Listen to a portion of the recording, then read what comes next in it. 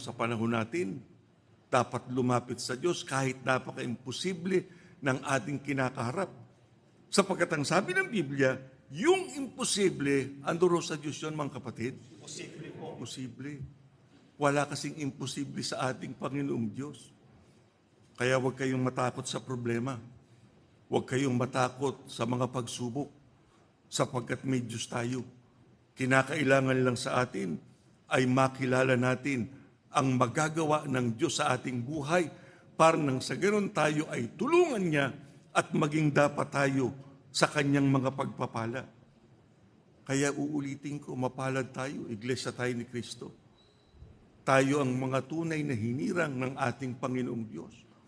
Kahit na gaano kabigat ang problema na ating masagupa, pwede tayong dumako sa gusaling sambahan para tayo ay lumapit sa ating Panginoong Diyos at humingi ng tulong.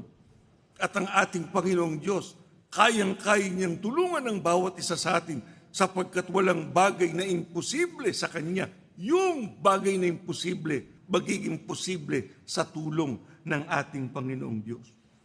Kaya dapat tayong sumampalataya, dapat tayong magtiwala, dapat tayong umasa sa magagawa ng ating Panginoong Diyos anuman ang mabigat na sitwasyon na ating masagupa.